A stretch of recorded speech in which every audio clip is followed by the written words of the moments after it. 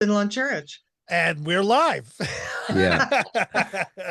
Welcome, everybody. It is 30 with Karen and Justin, and Karen has decided to show up today. No, I'm totally kidding. She's totally here, and we're happy to have her. Thank you for coming back. We thought we'd lost you for a bit there. Never. Yeah, no. We have a wonderful guest today.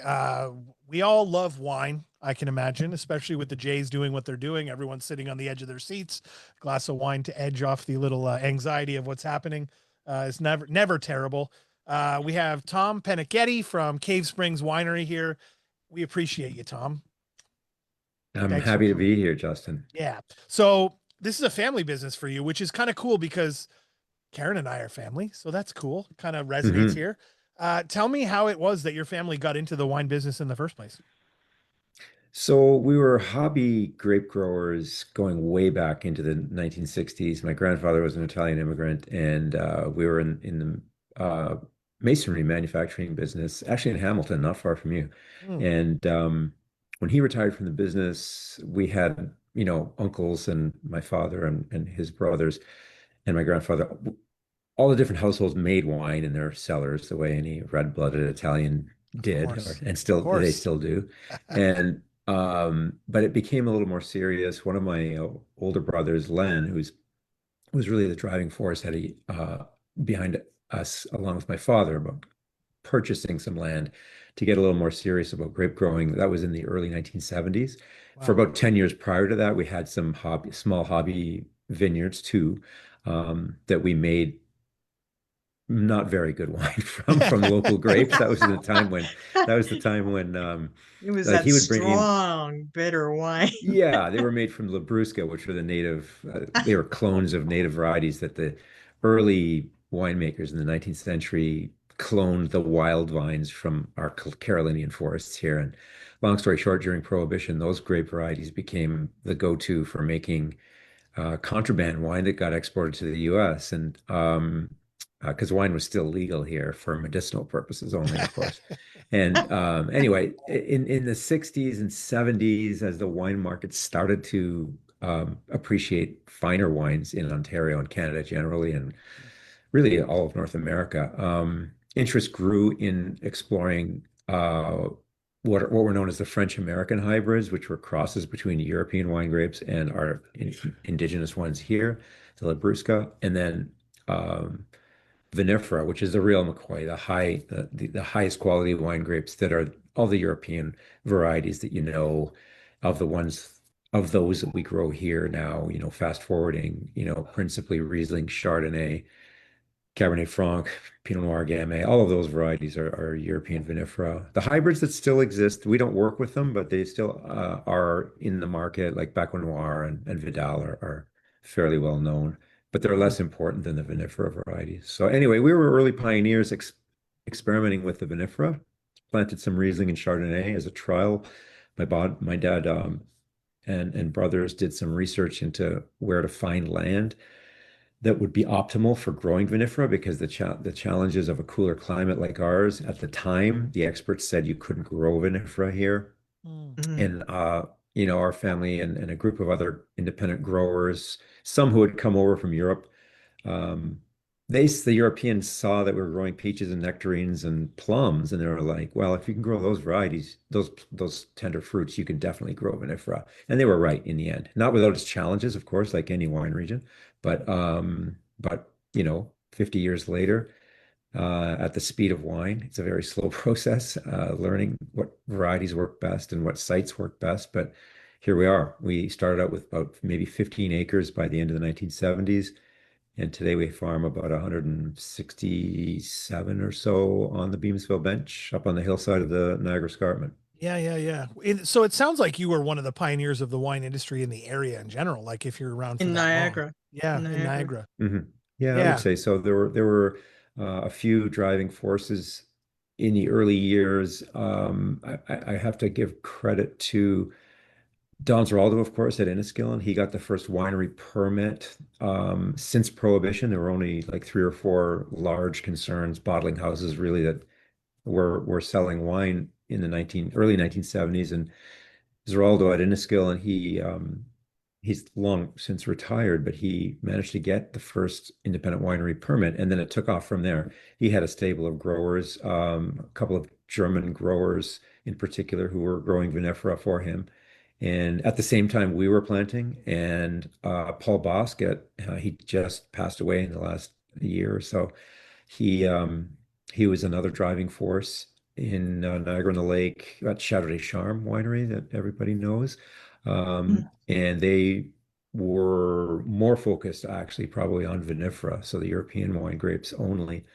And then ourselves as independent growers, actually a great man who ended up being my father-in-law, Hermann Weiss from the Mosel Valley in Germany, was one of those Europeans that came over and encouraged people to plant his clone of Riesling. He was looking for new markets, and uh, he was responsible for getting the clone that still dominates today of the Riesling grape variety in our region, and it's the most important white variety in the region. I Um, love Riesling. yeah.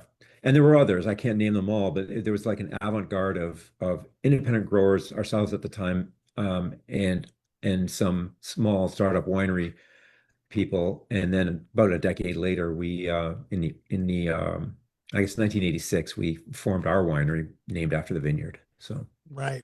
yeah. Right. It sounds like the Riesling, from what I understand, is probably one of your staple products at this point, no? Yeah, Cave Spring's really identified with it's our lead variety, and it's Right. about 50% of our winemaking. But we over the decades have learned which varieties grow best on our site, and we're blessed with a great site. My father took a chance on the land there at Cave Spring with Right. some good research behind it, and it's turned out to be one of the best sites in the region in terms of, protection from all of the usual things that afflict high quality wine growing. The best wine regions everywhere are all, we would say, quote unquote, marginal in the sense that they have growing seasons that are just long enough and just adapted enough for growing vinifera to make fine wine, right? Mm. Some very warm regions make great wine, but not as nuanced and not as detailed. And when you have a cool climate like ours, like that's similar, say, to, the Mosel Valley, or sorry, the Rhine regions in Germany and in Alsace in France, or far north of Italy, or Burgundy, famously in Champagne, et cetera, in France. These are all regions that are cool climates, and that's where you can make the most nuanced wines. And it's been a long learning process, but we've basically settled in ourselves on about six varieties that are at the core. Riesling number one, Chardonnay and Cabernet Franc, distant but kind of tied for second in our portfolio. Cabernet Franc being the red, of course. And then after that, we have Pinot Noir, Gamay, and Pinot Gris. And we grow a tiny bit of Gewürztraminer, which I would not consider a core variety in our region. It's a challenging one, Mm. but we still have an It's like acre for of fun. that. Let's just It's figure this out. it's a fun. It's a sandbox wine. That's funny. Yeah, yeah. You've been around so long. Was there a moment along the way early on or somewhere in the middle where you were like, we can make this work? Like, was there kind of a watershed moment where this is going to turn into something? Well, there was a moment we planted our first vines in the late 1970s, our vinifera, um, so the European varieties that we work with today, and we had what was called in the area the Christmas Day Massacre in at Christmas of 1980, which was really hard on the region because every kind of 8 to 10 years we get a hard frost in the area, very similar to what happens in regions in Europe. And so, like, just a few years into it for us, we got hit with one of those frosts. So that was sobering. It was a slap in the face. Right. Um, but the vines quickly adapted and came back. You lose some crop for a year, and it's not as though the vineyard is killed. It's just you lose your crop, and that was a wake up call. And we realized that, yeah, these are challenging to grow, Mm. but over again, I'll use the word speed of wine a lot. Like, it's not a matter of months. Like a brewer is making a new batch of beer every day. So he might make 365, just picking a number, batches of beer in a year. We get one chance with wine, right? You grow the grapes, you pick them, and you make your wine. So it takes a long time to figure out, um, whether the site you're on and the varieties you're working with are, that you can ripen the grapes. and B, that you can make really, viable wine. Mm. So after I'd say we're selling our grapes to wineries and to home winemakers, which made it pencil out better in terms of the finances because we were selling them directly at higher prices to home winemakers. We took the step in 1986 of starting to make wine, and within 2 or 3 years, we knew, that we could make really good wine. We had a great site, we had the right varieties on the site, and yeah, the winery took off nicely in the 90s after that. Yeah. That's amazing. Hmm. Um, the Ontario wine scene, I think, has probably changed a lot since you started. Mhm. What do you think at the moment makes Niagara and its area and that area stand out as it has and actually become one of the worldwide kind of producers of wine that people know worldwide? I think right now what's happening is that the industry is maturing. We're about, let's call it 50 years in. As a winery, we're 40 years into making wine and 50 plus years growing vinifera. Um, Takes a long time. I, I would argue that, yeah, finding out what the varieties that are best adapted takes a lot of discipline because the temptation by winemakers is to experiment. And a lot of experimentation with varieties that don't belong here has happened. But I think a lot of that is, now what's it, the creative instinct to just kind of experiment madly is starting to be washed out, and people are realizing what grows best and what is most consistent. I feel as though we've Hmm. been Be more ahead on that. consistent. Yeah. Yeah, we've been ahead on that curve. We've always stuck to the varieties that taking the advice of people from similar climates in Europe, the varieties that we figured were best suited for our climate are what we use the word terroir in wine, meaning just the origin point of the wine, the vineyard sites, and the conditions that they give you. So we're learning our terroir, and we've zeroed in on the grapes that we mostly started with, and we're all as vintners in the area trying to learn all the nuances of where you grow your grapes. Some varieties are better in certain areas than others. Those six that we concentrate on all work well in our sites. So I think it's learning and refining your style. For us as a winery, getting a little more detailed, it's really about pushing the boundaries of ripeness. How ripe can we get our fruit? Um, and Hmm. uh, and kind of dispel the idea that on like Niagara Peninsula wines um, necessarily completely rely on finesse and elegance. They can be very powerful wines, and that's something that we're working on a lot. And it's a Hmm. process. It takes time. Um, I'm super layman when it comes to wine. Like I enjoy what I enjoy in a very simplistic way. I mhm. got to tell you, like I don't have this nose for it and the things that you do to kind of, which I'm sure you folks do. But so I guess I'm curious about if forgive me for sounding super, naive, but if several winemakers in the area have a similar grape, what are the things that make Cave Springs a little different? What are the ways in which you create a little different flavor than the neighboring property or so on and so Sure. forth? Like, how does that work in regards to that? Like, I mean, I know you can in beer, you can tinker with hops and different things like that and whatnot. Mhm. What are the steps in winemaking that allow you to be so unique within your brand? That's a really good question. Um, Yes. so so number Sorry. one, when you're making when you're making wine, let me say this. He is my son, and I'm going to say he's intelligent too, isn't yeah, he? you Oh, should be you should be that proud of came from a him. really naive place, that question. So I just want to He be went from clear drinking about wine on the that. couch and watching the Jays in the 18th Yeah. inning to Yeah. to what's the detail of terroir and winemaking. Yeah, that's right. Um, Look, not there's different types of wine, right? Some wines are just made to be very consistent and homogeneous year in, year out. I Sure. call Yeah. those Yeah. sort of brand wines or Yes. beverage wines. Sure. And if it It's works, don't change it, right? Yeah. What makes wine different from, say, beer and spirits? And spirits has both beer and spirits have this in like spirits are dictated by peat, things like peat with Scotch whiskey, for example. The mash being made from corn or what barley, right? beer with where the hops come from, but they're not really central to the product. When you move up to wines, we say wine of origin, wine that has a specific appellation attached to it. So in our case, most of our wines are VQA, not just Niagara Peninsula, but Beamsville Bench at the higher, more precise level. When you're declaring more narrow points of origin for wine, it's assumed that it's a higher quality wine. So stepping into that realm, what things do we do? Because we have neighbors, like we have great neighbors around us. Like we work really closely with wineries like Malavar, they're right next door to us, Hidden Bench. I can't name them all, Pearl Morissette in our area.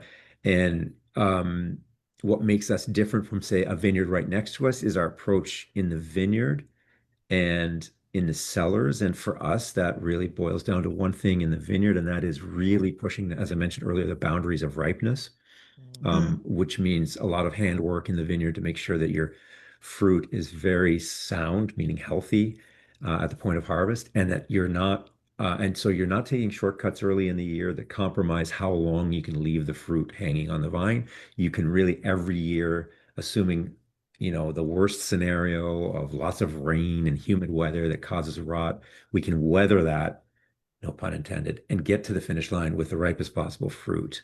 And that fruit will reflect not just our hillside location and the airflow and the water drainage, all the important things in the vineyard that are locked in. They're just our conditions, but also the climate of that year.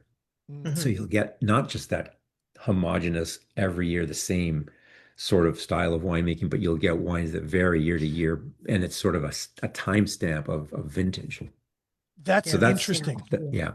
And That then the other actually thing, opens my brain a little bit because I always, and this is going to, again, sound super naive because I've never really, if you don't know something, you don't know something. The Mhm, reason why there's a date on a wine, like a year mhm. date, is because that year could have been different than the previous years and created different flavors, is what I'm hearing. Karen, this guy's like, he's a wine, he's going to be a wine guy. He's asking I'm great in. questions. I'm all Yeah, in. you are. You're in the club. He's not just- he's Absolutely. You're absolutely shocking me. right. Wait a minute. And Yeah. he didn't even go, no, I'm kidding. Don't What's start.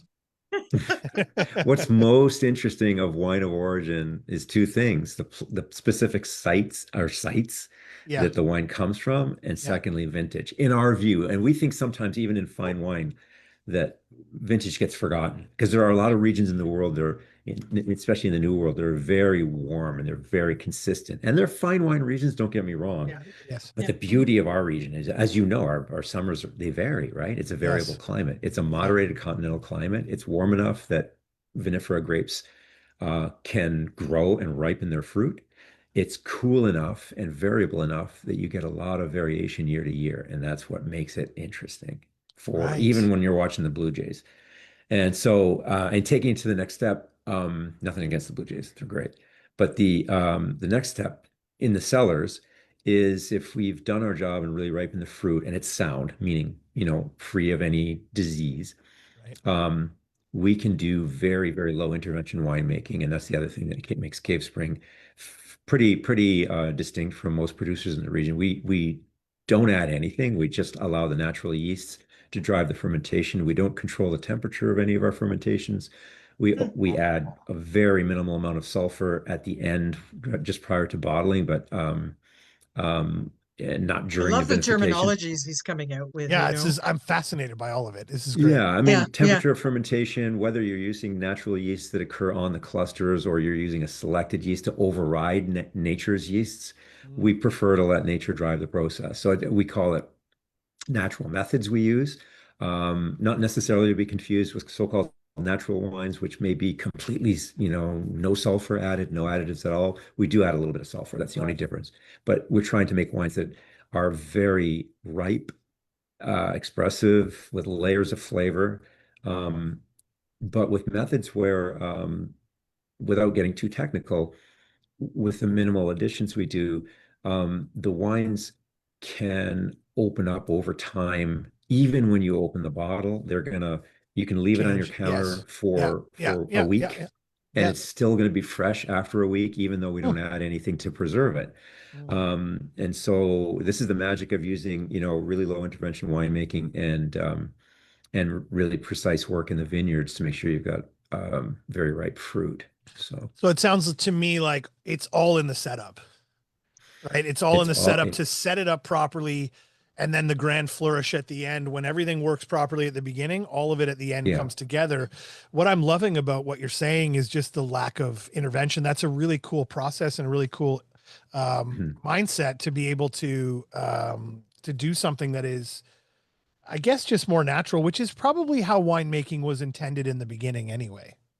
Yeah, there's been a lot of since about the post-war period in winemaking, like in every food and Mm, beverage industry, there's a lot of technology. We get yeah. emails every day from all the high technology yeasts that can overcome this problem, that problem during your Mm, fermentation, especially this time of the year, because winemakers get stuck with problems with the vinification.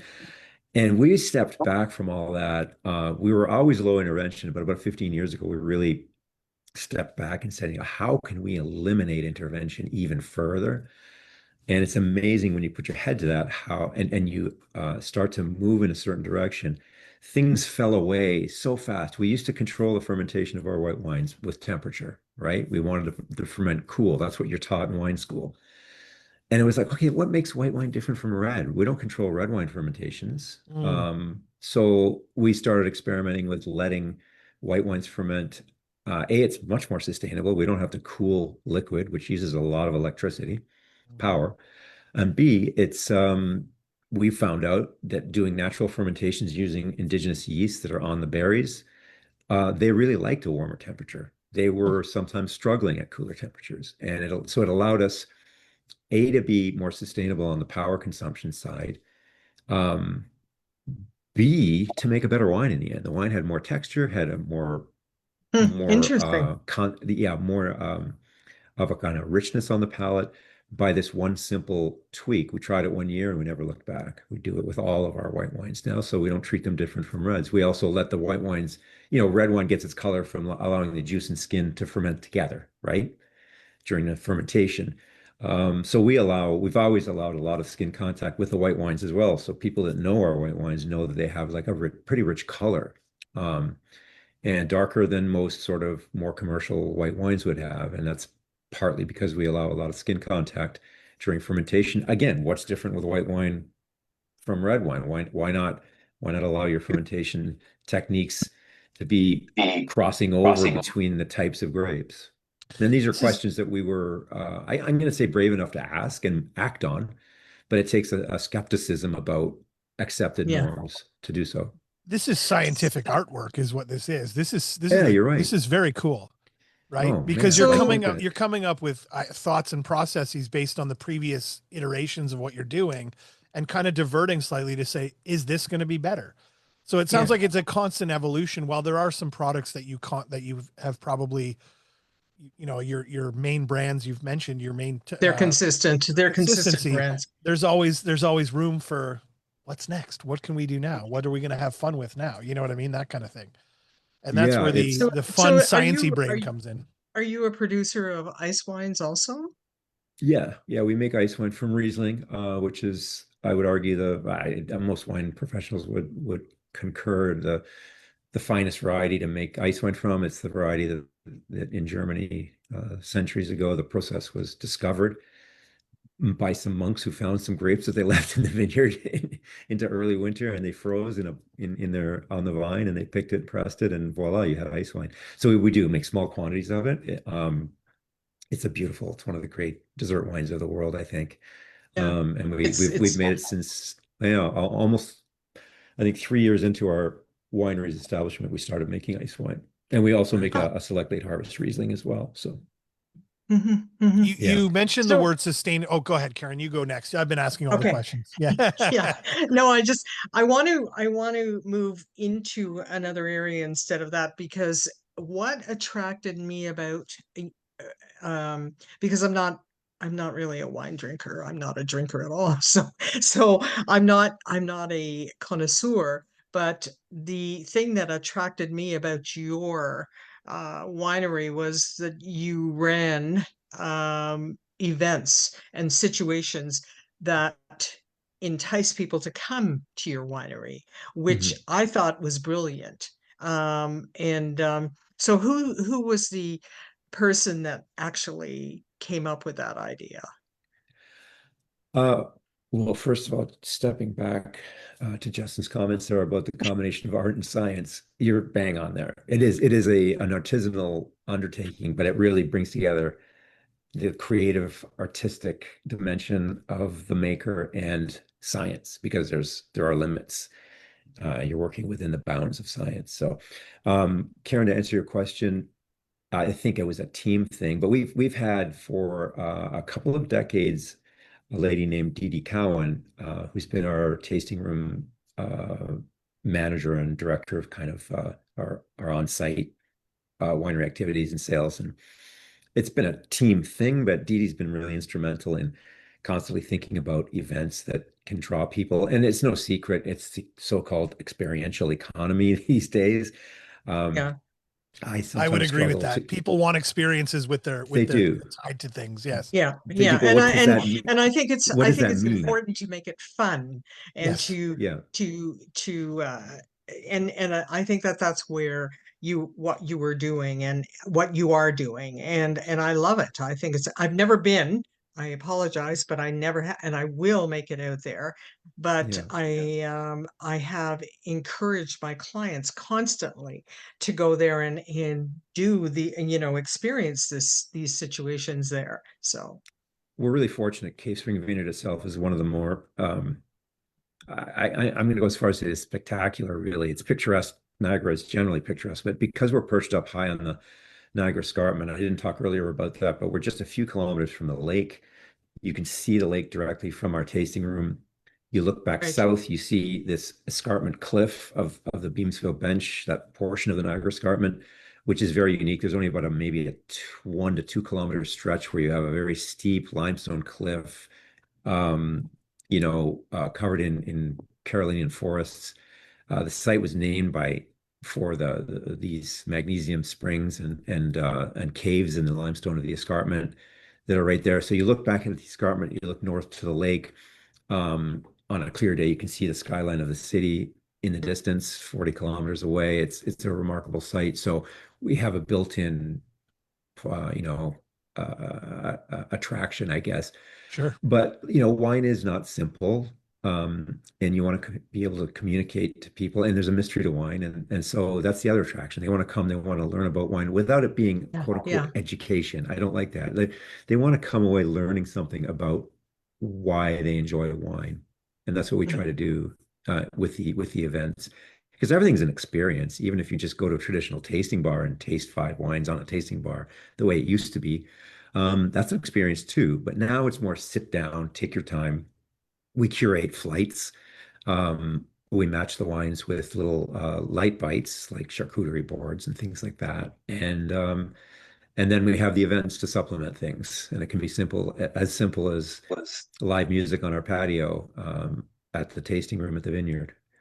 So we have 2 tasting rooms. We have one in Jordan Village where the winery is, but our main one is at the vineyard on Cave Spring Road in Beamsville, and that's really the one I would recommend people go to. It's a beautiful site. Do you host private events at the venues too? Yeah, we do. We Very work a cool. lot. We work with v vintage hotels they're based in Niagara on the Lake, but Yeah. they own the Inn on the 20, which is in Jordan Village where our winery is. Yep. Yeah. And they work with us, and they do a lot of weddings in our at the vineyard site. It's extremely popular in the wedding scene these days. I'll say our vineyard in particular, but many sites throughout the region for having weddings that are among the vines. We definitely Mm. work work on that front, and then we do also corporate events and things like that. We have a small space at the vineyard where we can host those things. So Mhm. what would you say would be next for Cave Springs? Like what's next on the docket? What's the next Mm. evolution? What's the next thing that we're going to see? Next is this is a great question because I'm very much a process thinker. It's the process, not the finish, that drives me, and I'm always most interested in the wines that we're making and aren't even out yet. You know what I mean? Yes. Because I know that every year we're doing things. Okay, so Every what's the vintage is next thing? new. Come on, The Tom. next thing is pushing the boundaries even further. Sounds like a cliche, but I'm really pushing the boundaries of ripeness in the vineyard and getting wines that kind of belie the impression of what Niagara can be as lighter, more delicate wines. That these are wines that are powerful and deep and concentrated and can really, really open people's eyes that, hey, yeah, a Cabernet Franc from the Niagara Peninsula can have every bit as much depth and nuance and power as a great Cabernet Sauvignon from California. Inevitably a Mhm, little bit mhm. more delicate, but probably more complex in ways. Um, that are Rieslings that very few places in the world can make dry Riesling, and that we can make dry Riesling with the best handful of regions in Germany and France and Austria that can make the world's finest dry Rieslings. Um, Stylistically, people have tended to make Rieslings more off dry and sweeter, but we really believe that we can make amazing dry white wines with Riesling. These are things that we're pushing.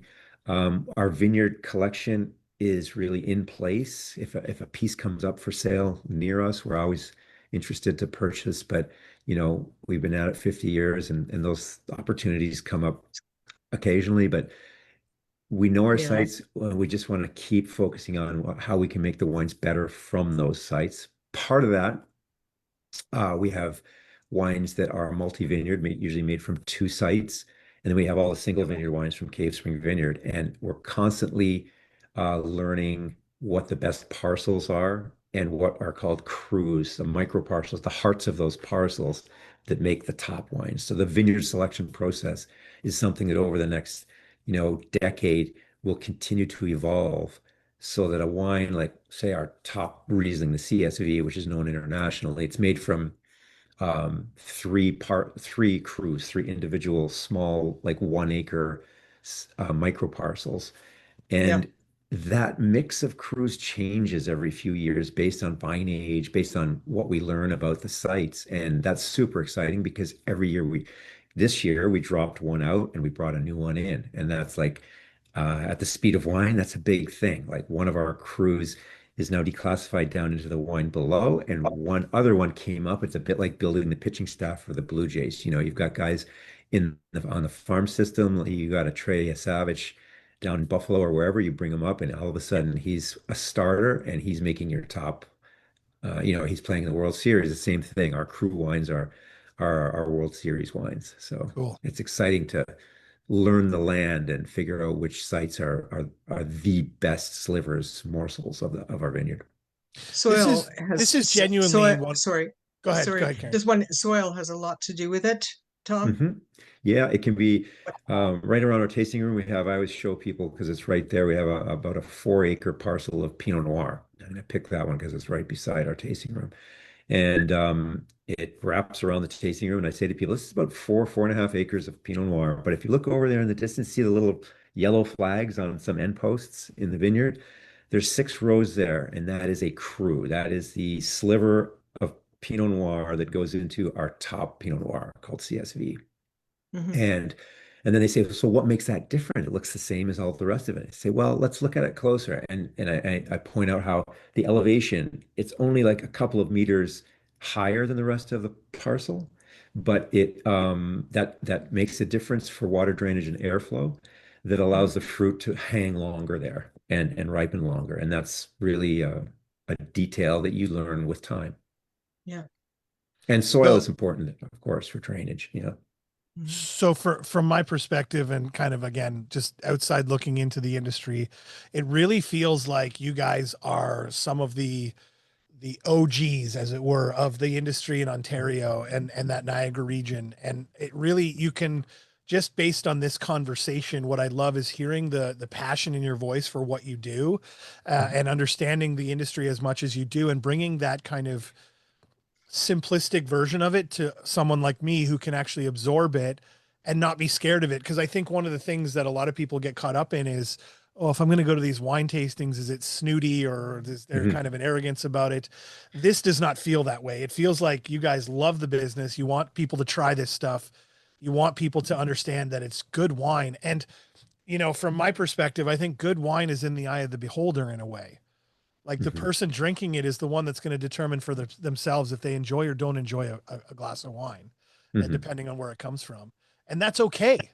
It's what, like any good art piece of art, right? Your people are going to perceive it in their own way. And I appreciate your mentality behind, everything you've done, quite Well, frankly. It's just impressive. I think Tom has a great passion. I mean, just the way he speaks of the and you're obviously extremely learned and want to, as you say, want to drive to a further goal. And that to me is wonderful because you'll probably invent something that nobody's ever invented again. Oh, Just Well, you're right. Wine can seem intimidating, and we try to, um, you know, strip that away a little bit. In the end, it is fermented grapes. And our job is to ripen those grapes as well as we can and step away and let them show the place that they were grown on. It's that simple. And, if someone goes to a Michelin star restaurant, there's going to be the food critic and the real foodies who are going to be analyzing every ingredient that went into that course, the wine match and all of that. And then there's people who just go and, like you, watching the Blue Jays game on the couch, they just take in the food and enjoy everything, the atmosphere, the sophisticated presentation, but really you're not analyzing everything. So we get people who just love really good wine and they've been Mhm. customers in some cases for decades. And they just come because they love the wines and they like the story, but they're not kind of obsessed with every technical detail about the wines. And then we get people who are on every shade of gray in between, me and our winemaker, et cetera, and the person who just likes the wine and wants to enjoy it. And you just have to learn, what's their limit? What do they want to, what higher level of knowledge do they want to step away with? And some it's really high, some it's in between. And it's our job to sort of uh, So the image learn that that. the image a lot of people have, and it's obviously not today, but when I was in Portugal, it was interesting because I was with a friend of mine, and he has a group of friends that have a winery, and it's a small winery. And we went into one building, and they were actually stepping on the grapes, and We do the it's same. We do the same thing. no kidding, Yeah, yeah. By the way, isn't Portugal's a that? great, an amazing that's a great wine culture, and Yeah, their yeah. their their their wines have made immense progress in the last 10 or 15 years, 20 years. But um, But yeah, that's the image that we everybody has, isn't it? look. That's another aspect. Like with our top red wines, our winemaker Gabe DeMarco, who's a brilliant young winemaker, um, foot stomps for a reason. It's not just a romantic thing, although it can be seen as that. It's when you're making smaller batches of wine, and for example, with red wine, sometimes you have the clusters. You don't separate the berries from the clusters. It's called whole clusters. You put the whole clusters in a fermentation bin, and it's very important not to, for want of a better word, brutalize those when you're gently pressing them. And it's just as easy and efficient to do it by foot with a big pair of wellies on and just get in there and feel them and not not press them too hard and go back in 6 hours later and do it again and just get the right level of extraction. And that's super important in how the wine will finish at the end. So it is a very artisanal, romantic act, but it is technically as good as any machine you could invent that would try to do this mechanically. It's Yeah, better. yeah, Yeah. yeah. I thought it was very great. I cool. thought it was Yeah. fantastic. We learned I learned a lot that day, and it was quite amazing the whole Mhm. process. And Yeah.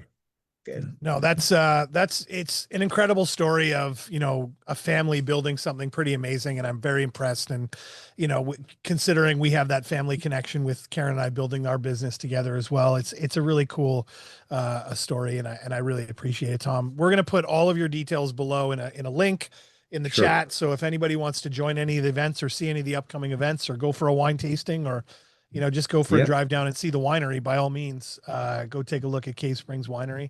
It's, Pop in at Beamsville's not that far. cavespring.ca.